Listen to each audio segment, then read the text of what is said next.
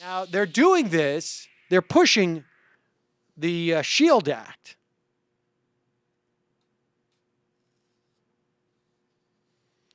As a way of rectifying the perceived excesses of the Department of Justice hoovering up 2 months worth of everybody's phone lines at the AP.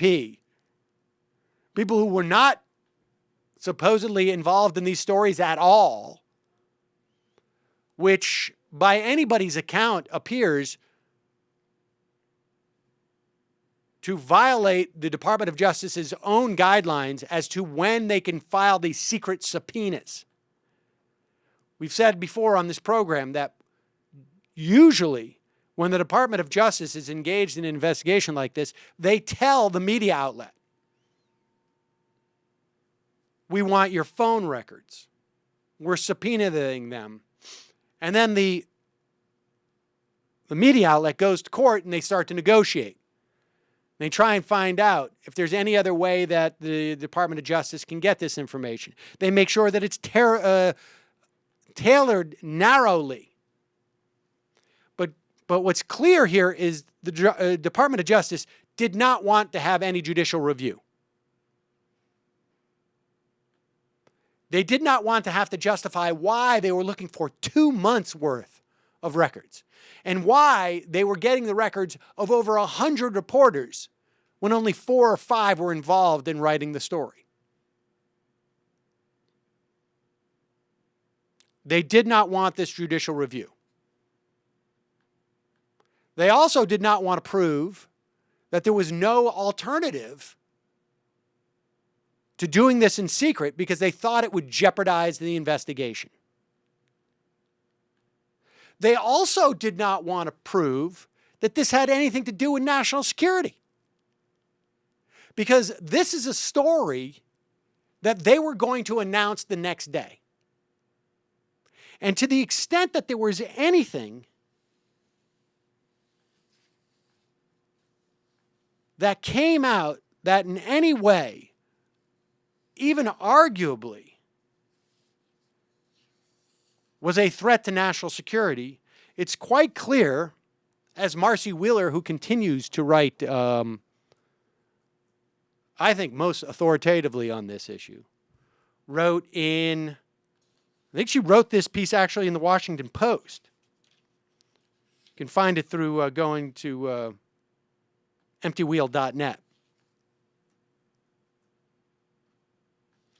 But first off, we know that the AP, before they wrote that story on May 7th, 2012, had gone to the White House and said, is there anything in here that's going to jeopardize national security? And the White House said no.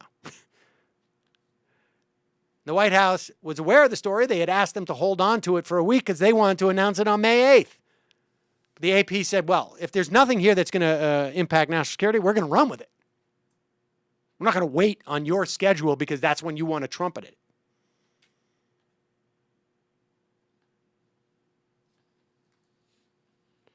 Now, according to Marcy Wheeler, the AP story noted that the thwarted plot, this is the Underwear Bomber 2 plot emanating out of Yemen, seemingly contradicted earlier White House assurances that there had been no terrorist threats coinciding with the anniversary of Osama bin Laden's death. Then White House counterterrorism chief, now CIA head, John Brennan, appears to have panicked. In a conference call with his predecessors before they were to go on TV to talk about the foil plot, that would be Richard Clark and Fran Townsend, I think it was. He explained why the White House said there was no threat on the anniversary, even while knowing the underwear bomber plot. It was that they had inside control of the plot. Quote, this was shortly after the anniversary of the bin Laden takedown. This is what Brennan now explaining this conversation during his confirmation hearings. I said there was never a threat to the American public, as we had said so publicly, because we had inside control of the plot, and the device was never a threat to the American public. So you follow here? They essentially had a double agent. So one of the people on that call, Richard Clark, who was then going out. I don't know if he gets paid to go on TV as a analyst or not. It doesn't matter. But he went out and claimed that the bomber was actually an infiltrator. So they had inside control of the plot. Now, maybe it was the bomber was actually a double agent. Maybe it was someone working with the bomber who had the ability to make sure the bomber didn't use the device. So ABC the next day, whom he had this consulting deal with, said, quote, in a stunning intelligence coup, a dangerous al-Qaeda bomb cell in Yemen was successfully infiltrated by an inside source who secretly worked for the CIA and several other intelligence agencies.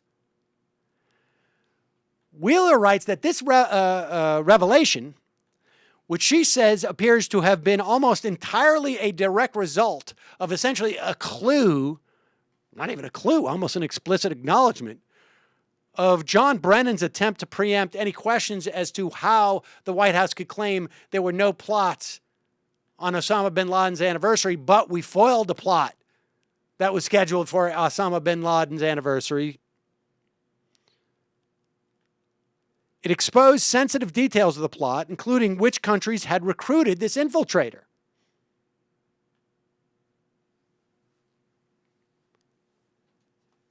Yet, according to Brennan's own testimony during his confirmation hearing, Wheeler goes on, he said, quote, I'm not a subject, I'm not a target, I'm not a witness of the investigation into that leak. And Wheeler points out, by contrast, the AP sources, who may not have revealed anything beyond what the White House planned to roll out the next day, do appear to be targets of an investigation. So what you have here is the Department of Justice engaging in a sweeping subpoena powers to avoid having to justify it in front of a judge because of presumably a threat to national intelligence from a leak revealing sensitive issues, of which the only thing that seems to be the sensitive issue was actually mistakenly revealed by John Brennan.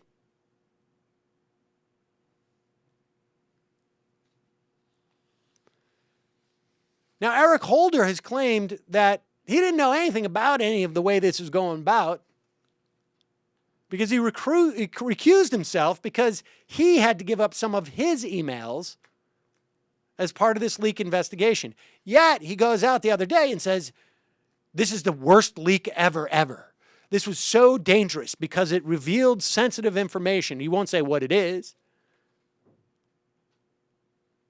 And it's not clear at all from at least that May 7th story from the AP that there was anything that was sensitive there.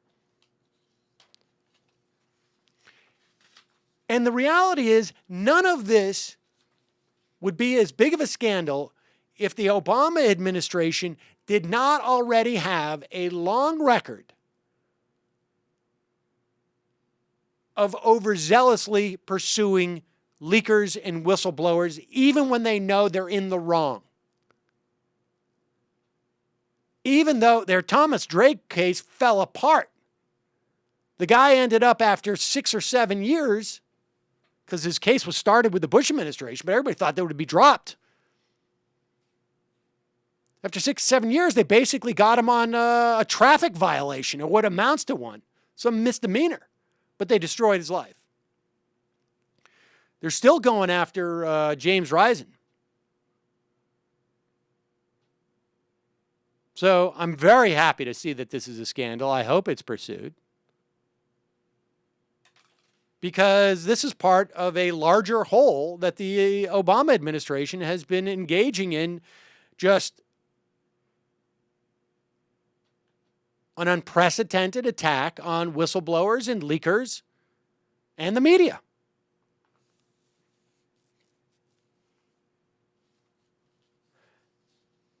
And now, as an attempt to tamp this down, the White House has asked Harry Reid to promote the SHIELD Act, which was first introduced to the Senate back in 2009 by Chuck Schumer and Arlen Specter, former Democratic senator of Pennsylvania.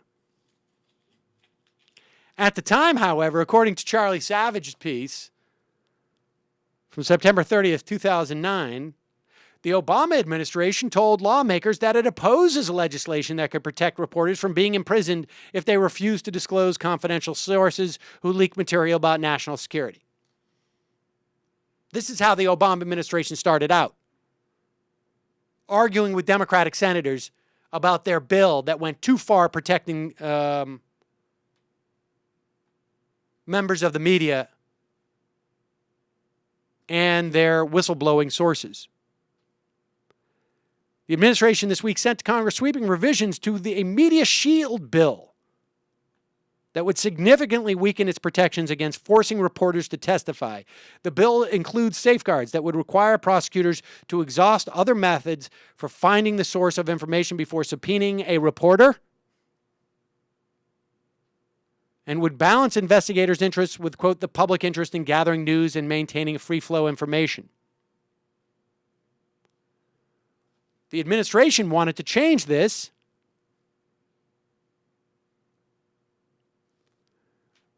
that such procedures would not apply to leaks of a matter deemed to cause, quote, significant harm to national security. We don't know how that is deemed because judges would be instructed to be deferential to executive branch assertions about whether a leak caused or was likely to cause such harm. In other words, no judicial review for our assessment that this is bad enough for us to prosecute and do all these things. Basically saying, the shield law, we're just going to short-circuit it in any way that we want. Now, it is true that the senators went forward with this. The Democrats did, but it was quashed by the Republicans. But the Obama administration, from the very beginning, wanted to make sure that whistleblowers would not have access to media because the media would be forced to testify as to who they were. That's what the Obama administration stance has been since day, well, however many days September 30th is from January 20th in 2009 when he was inaugurated. That's the thing you have to understand about this. Obama did not know what the Justice Department was doing in this investigation. Yes, I believe that. Holder may have recused himself. Fine. The bottom line is the Obama administration started out their administration wanting to make sure that whistleblowers did not have access to media because the media was going to be cowed because they were not going to be protected from such things. You can speculate as to why. My speculation is this is the administration who wanted to turn the page on all the excesses of the national security state under the Bush administration, and that would have been very hard to do had whistleblowers come out and continued to tell us what went on there. So when we get a report 2 months ago from a bipartisan committee saying we were absolutely torturing people, it was systemic, and it goes up to the highest levels of the Bush administration, it's very likely we would have heard that information far earlier, even though we did in many respects. And in fact, the person who revealed that to us is in prison now, not the people who perpetrated that act.